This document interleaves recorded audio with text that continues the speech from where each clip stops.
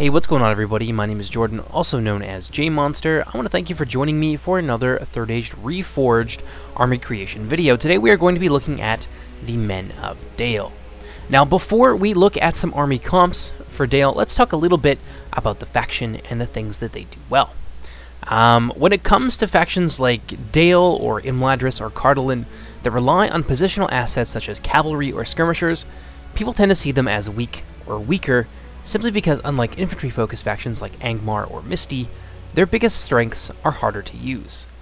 One of the mission goals of the revamp that we've been working on for Reforged since before Christmas has been make infantry great again. And I think that we've been successful in that. Cavalry and skirmishers now play more of a support role to the main body of the army, which is the infantry corps. As it should be, working as intended, for everything there is a season, and so forth. The obvious and natural consequence of this is that factions that rely on anything other than infantry can find themselves in an awkward position. This is especially true of a faction like Dale, who has a very strong skirmish corps that is certainly, in its own way at least, on par with that of the Elves. However, unlike the Elves, Dale does not have a strong infantry corps to fall back on, at least not among its most basic units like the Lake Town Levies. Their higher tier units are quite good, but also expensive. And their cavalry is simply above average. Don't mistake me, Dale is not a weak faction, and as I mentioned earlier, their archers are very durable, with excellent range and damage, and most double as medium tier infantry with good stats and morale, who can be thrown into melee where they can reliably be expected to hold their own. While their elite tier of archers like the Dragon Slayers and Morquendi Bows and Royal Guards are as deadly as any warrior found in the far-flung realms of elves, men, and dwarves. The reliance on bowmen and the nature of their infantry lineup does necessarily push Dale into a more defensive or supporting role, and this is, in my opinion, where Dale is at their strongest. Imagine a 2v2, if you will, where dwarven infantry is being supported by Dalish bows, javelins, and pikes, with the wings guarded by Dalish heavy melee cavalry. That is a fearsome combination indeed, and not one that's going to crack very easily under pressure. So in short, before we look at the army comps, Dale is not a weak faction. Dale is niche, which isn't necessarily a bad thing.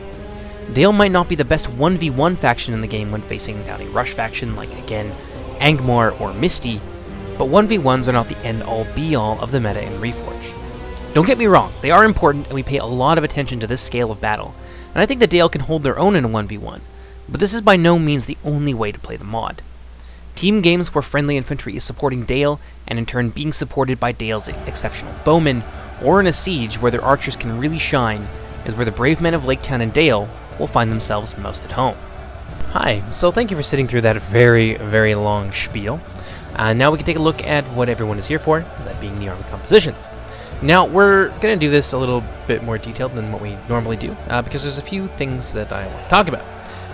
Actually, one of the big ones is the Greenwood Lumbermen, who are interesting, and I like to include these guys in comps where I'll be facing either lots of units of men-at-arms, or a lot of well-armored but low melee skill units, like the Misty Mountains, for example, are a very good example of the effectiveness of the Greenwood Lumbermen. They are chaff hunters, and they can do a lot of damage to men-at-arms units, but you will be bringing this unit under the expectation that they're all gonna die. You will get one good engagement out of these guys. If they don't win it, they will lose. But in losing, they will drag down whatever unit they are placed against, assuming that it's not too elite. I mean, they only do have 8 attack value, let's be reasonable. And yeah, if they are paired well, then they will drag that unit down into the toilet with them. They will probably not defeat it. However, if paired 1v1 against a unit of men-at-arms, or Goblin Infantry, for example, they will cripple that unit. And even some more expensive units, like the Serpent Guard, the Greenwood Lumbermen, are quite good at hacking to pieces, but that's, again, a 1v1 sort of situation, and that's not necessarily the circumstances that you're going to run into all the time in your games, because people use the rest of their army to support them.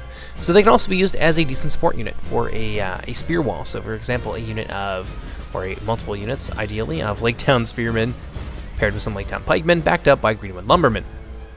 Units are going to want to push through these, because they are quite high mass.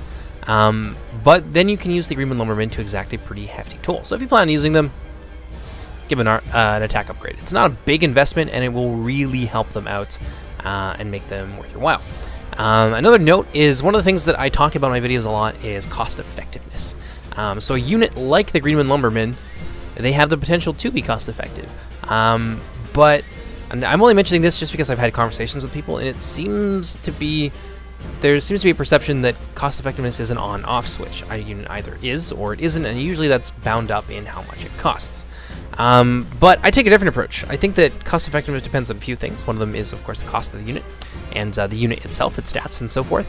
But it is, most importantly, well, I would argue most importantly, how you use that unit.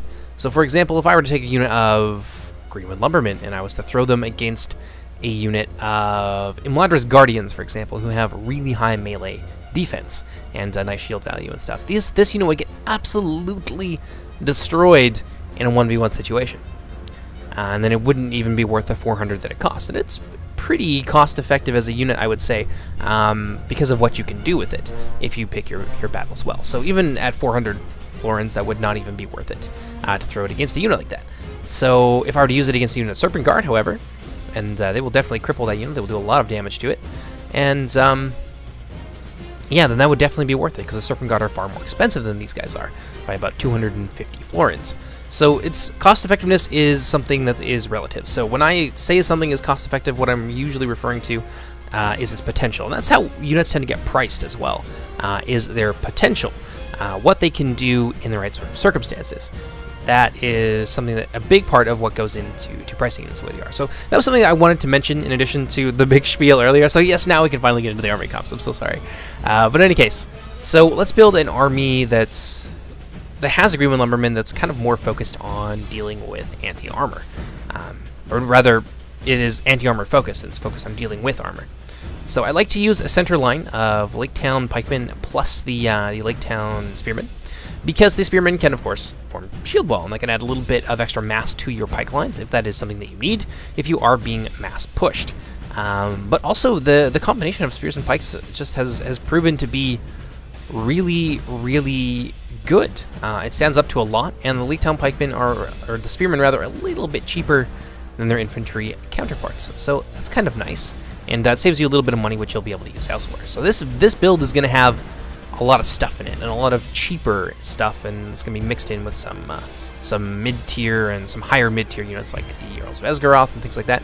One of the other things I like to bring as Dale is the Lake Town River Patrol. One, because they can hide everywhere, and you can use them to almost to bait. Not them specifically, but a unit of Lake Town Spearmen and Lake Town Pikemen doesn't exactly command a lot of respect on the battle line. People will look at that and be like, I can probably break that, or I can probably push through that.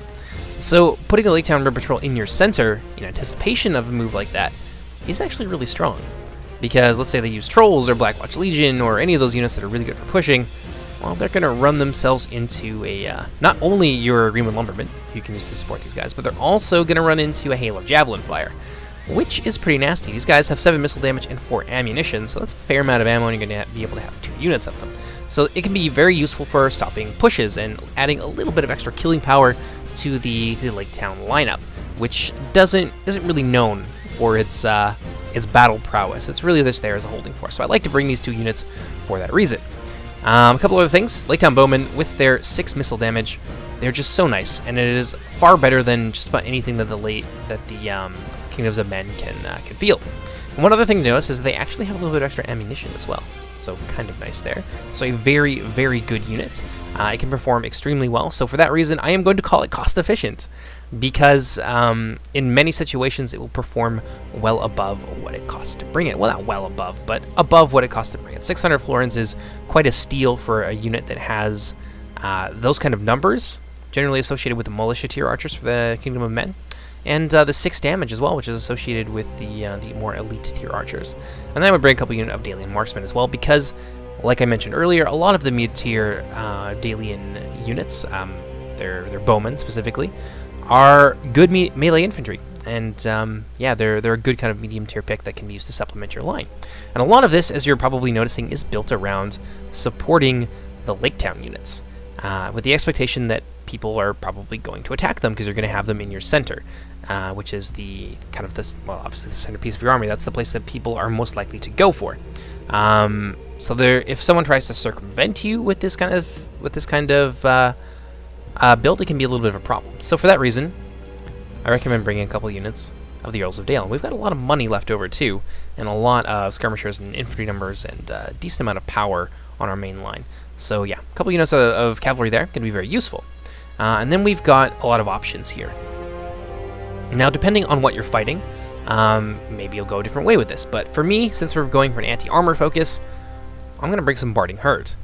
And then after that, we've got more options here. We've got a lot of money, as you can see, that we can use to bring basically whatever we want to. And then we'll have some left over for armor upgrades and stuff like that after the fact. So if you want to go for more of a range kind of skirmishing focus here for your AP, you can bring Blackshot Dragon Slayers, who are armor-piercing arrows, one of the few armor-piercing arrows in the game. And they actually got fixed in this patch, so now they can fire, I believe, over the tops of units, whereas previously they had to expose themselves to counterfire in order to do their job. But now I don't think they have to do that anymore, so that's kind of nice. And they're also decent enough infantry after the fact as well, and it's going to leave you with a lot of extra money. Or we can, let's say, we go with the unit of Barding Herd. We take some Daily Morale Guard, who are actually quite strong. They have a nice little passive morale ability as well, so you can station them in the center of your line and use them as a as kind of a buff stick for the rest of your army, which is really nice. And then you've got about 150 florins left over to do whatever you please with. And for me, I would give armor to the Delian archers, just to make them a little bit tankier. And then I would spend a little bit extra money here on making these Barding Herd a little bit more effective. So you've got some cavalry here to protect your flanks, some skirmishers that have higher than average damage that can be used to penetrate the armor of enemy cavalry. 6 and 7 damage missiles are very, very strong indeed, especially with the numbers that you've brought them in. And we've got some Laketown Liver Patrol. They're yeah, these are like the enforcers for an AA meeting. No, they're River Patrol. And yeah, so you can go with the other unit of Barding Herd as well. Or if you wanted more cavalry, if you're expecting a bit more cavalry-heavy focus from your enemies, then you can go with a unit of Dalian cavalry. You can upgrade them as well, and that puts them up to 8 armor, which makes them a pretty good unit indeed. Very very tanky. I think that puts them, yeah, they're a fair amount of armor behind the Earls of Dale, who have 13.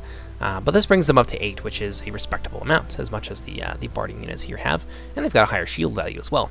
So yeah, there you go. There's a little bit of an anti-armor focused build from Dale, with a little bit of utility in the form of 3 units of cavalry. But of course, again, if you don't need that cavalry, if you're not expecting your opponents to bring a ton of cavalry, or if you're playing against a Khazad-dûm, for example, then a 3rd unit of Barding Herd is probably going to be where you want to spend your money. But let's move on from that. Let's say we are fighting against Angmar, a Rush faction, which is very much a difficult thing for Dale to deal with. Again, I would bring the Laketown Spearmen. They've got a... Oops. I don't want to bring a 3rd unit there. Another 3 there to form your center line. And then to deal with them, you're going to need some stronger units. Some units that have higher melee defense. So I would say in that case, the Swordmasters of Karnan, with their 15 melee defense, probably aren't going to be a bad pick. You are going to have to deal with a lot of wargs, and there are a few things you can do with that. To deal with them... Oh my god, a spider! Hold on, guys, we'll be right back. Hi, so sorry about that. I'm actually terrified of spiders, so that's probably the worst thing that could have happened to me ever. Where were we? Right, we were talking about dealing with Angmar. I didn't actually find the bastard either. He's still lurking around my house somewhere, which really makes me uneasy. So I might take a moment here to re-find my train of thought. But yeah, in any case, what was I talking about? Right, a couple units of Laketown River Patrol, because as I mentioned earlier, can be useful for stopping pushes, which you are inevitably going to receive when playing against a faction like Angmar or Misty Mountains or other rush-oriented factions and builds. So, useful thing to have if that's what you're anticipating. So there you go. There's 4 units there that can be very useful for countering trolls. Let's look at some of the cavalry options that we have available to us. Actually, before we do that, let's bring the standard amounts here of the Dalian Marksmen and the Laketown Bowmen. A lot of Laketown units here, but they are going to be important. So a couple units of Earls of Dale, who can go toe-to-toe with wargs reasonably well. The wargs are pretty strong, but the Earls of Dale actually got a nice little buff to their anti-cavalry bonus, and they're strong as well. And with the extra damage there, that's 10 damage and 13 armor and 8 skill. I mean, that's nothing to underestimate. So having those 2 units for that reason is probably going to be pretty useful. And then we have our final 4 picks here, and again with nearly 3,000 gold left over. So we don't want our infantry line to just be composed of Lake Town Spearmen, and again, Angmar has a lot of anti-armor, so I think a couple units there of the Barding Herd probably wouldn't go amiss. We could even bring 3 of them if we really wanted to, or you could bring 2 and bring in a unit here of the Daily Royal Guard, who are going to be useful for preventing your units from routing, because there are a fair amount of fear effects that are available to Angmar, so that's probably not a terrible idea. You could also bring some of Jirian Paladins who do the same thing. They frighten and they inspire nearby troops, but they don't do it to quite the same extent as the Daily Royal Guard. So you've got some choices there, and then you've got some leftover money that you can do whatever you please with. I think they both cost about the same too, so really it depends on what your needs are. If you think you can get some more use out of the Daily Royal Guard, probably not for their missile damage, but more for their morale ability, then maybe that will be awesome for you, because that will buff your Lake Town Spearmen from 11 morale to 6, or to 16 rather. So that's pretty significant. But yeah, again, down to you guys there. So let's think about a siege army. One of the things I mentioned in the introduction was that Dale can shine quite a lot in sieges. In sieges, for me, it would be no doubt the Blackshot Dragon Slayers would be very useful to have. So I would definitely take them, but let's also try, actually no, we'll try and incorporate the Morroquendi into a different kind of build. But yeah, so let's bring our standard kind of fare here of the, oops, don't want to bring 3 of them, that's a little bit too many. We're going to save a little bit of money on not having to bring cavalry, because it is a siege army, so it's not really as necessary. So for the core of our infantry, instead of the Lake Town units, because we have a little bit of extra money to play around with, I would bring Dalian Spearmen, and I would bring 3 units of Barding Herd to back them up, and that's a pretty solid little pick there. Probably going to want a couple units of the Lake Town River Patrol as well. And then we've got some more money to play around with here, a fair amount of money, in fact. So I would bring some lower tier units, and I would do what we did previously, only to a bit of a smaller scale. And we've got 1,000 gold left over that we can use on whatever we please. For me, I would probably bring a unit of Morroquendi bows, just because they are really good, and they're also decent infantry after the fact. You've got a nice, solid infantry core here in the form of the Dalian units, and yeah, the Barding Herd as well. Or if you wanted to go for more upgrades, if you wanted to make, say, your Dalian Spearmen a little bit more deadly, you could bring a unit of Swordmasters, who are decent. I think they also inspire as well. One of the things I probably haven't talked about yet is the fact that these Swordmasters of Karnan inspire, so that's a pretty big deal. And there you go. And then you're able to buff the armor of your Lake Town units. Give some extra damage here to your Barding Herd. And, oh, why not? We'll give it to the Swordmasters of Karnan as well, giving them 16 damage and 15 skill.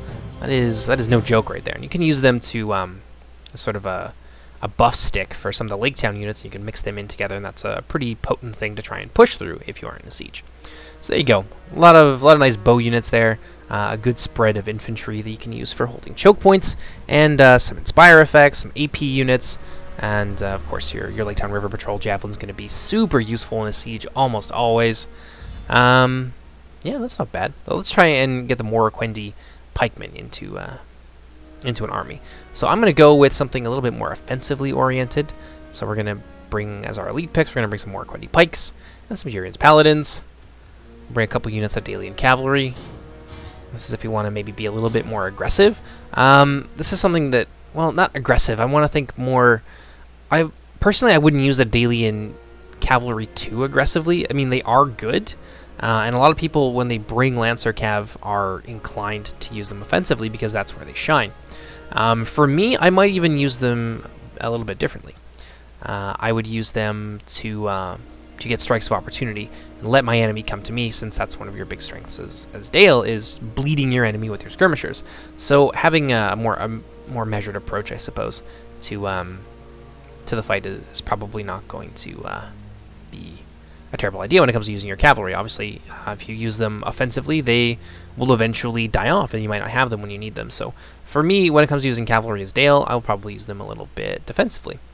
So yeah, there we go. We got a little bit of cavalry there as well. Earls of Dale, so we're going a bit more cavalry heavy on this, just because once we start using our Dalian cavalry, we will want something to be able to screen for them and to deal with any cavalry threats coming our way. So the Earls of Dale are great at that sort of thing. And otherwise, we'd have to fall back immediately on our Dalian cavalry, which is, as I just explained, is not what we want to do.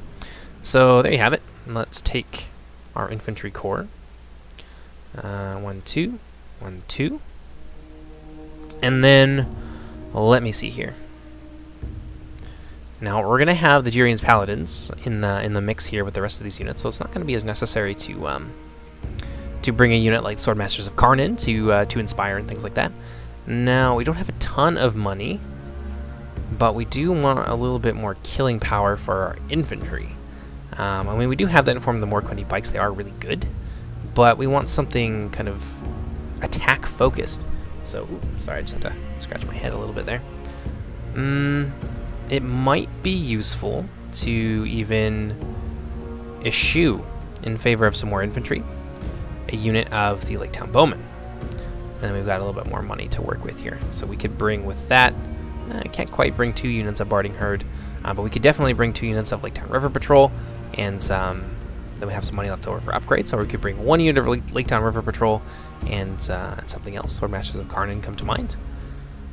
We could also shift some of the upgrades off of our units, and that would give us 1,500 right there, which would allow us to bring 2 units of Barding Herd to back up our infantry line. And then you've got Barding Herd and Morquendi Pikes and all these nice things to support your Lake Town infantry, which, as you've probably noticed, has been a staple of Dalish builds so far, and I think that they will probably continue to be so, because they are so very, dare I say it, cost effective. What they can do versus what it costs to bring them is generally quite high, quite above what you would expect from a unit of their price and their stats. So yeah, there you go. A nice little build here that incorporates the Morquendi and a few little variations on that. Now let's do something completely silly that you'll probably not see very often as Dale, but I personally would like to try out. And if you guys want to try this out, then absolutely, please do. Okay, so we're gonna go heavy onto the cavalry, and we are going to make a rush army. Sorry, I just have to keep looking around here. I think that Spider is here. I'm real paranoid, guys. And a couple units of the Swordmasters. You'll definitely want some Spearmen, because you'll need to be able to defend your front line.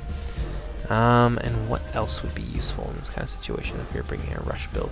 A couple units of Bowmen, obviously a very nice thing to have. And a couple units there of the Earls of Dale, because they're quite fast moving. Well, faster moving than, say, bringing the Barding Herd would be. If we wanted to bring Barding Herd, we could bring, I think, the 3 units of them right there. But yeah, let's bring 2 units of Earls, and then another couple units here of Greenwood Lumbermen. And then you've got a rush army with Dale. You've got infantry to deal damage off the charge, like the Greenwood Lumbermen here. You've got some solid infantry corps that you can use to hold the line once your units get in there. You've got some spearmen that you can use to defend your flanks and your back line. And you've got javelins that you can use to focus down important enemy assets. And of course, you've got your cavalry that is quite useful for defending your flanks and warding off lancer charges from the front, which can be the bane of any rush army. Yeah, it's a decent little build. It's not exactly on meta, and it doesn't exactly play to all of Dale's strengths, but there is something to be said for a surprise. So you know, this kind of army could potentially work out. Especially if you're supporting the infantry corps here with some of the Swordmasters of Karn, who are, as I said, an Inspire unit. And the Gyrian's Paladins, of course, are no joke. So using the Greenwood Lumbermen to inflict some early casualties, keep your enemy in place while you follow that up with attacks from your Earls of Esgaroth, from your Swordmasters of Karn, and some opportunistic fire from your Javelins, and of course your Gyrian's Paladins. It is something that could potentially work, but obviously you're going to want to pick your battles very carefully when using something like this with a faction like Dale. But I like to be able to show weird builds, because there's a lot of creativity that that you're afforded when it comes to building an army in Reforged. And you know, the same meta army that you could see in like previous patches, where like maybe elves would have 1 or 2 builds and that sort of thing, and you can always see what people are going to bring, and you always see it coming. That's not really the case anymore. So I do like to show some weird options like this. Again, it's not exactly meta standard, but it is something that I think is pretty cool, and it's definitely worth exploring. But in any case, that's going to do it for our Dalish Armored Comp video. Hope you guys have enjoyed it so far, and I hope you'll join me for whatever comes next, which is probably... I don't know if it will come exactly next, but I do have a scenario in the works, and I won't tell you what it's going to be, but it is from my 3,000 subscriber special, which we are a little bit overdue for, but that's just because this scenario was in the works all this time. So yeah, it's something to look out for over the next week or two, and yeah, I hope you guys enjoyed this, and I hope you join me for whatever comes next. Take care, everybody. Bye-bye!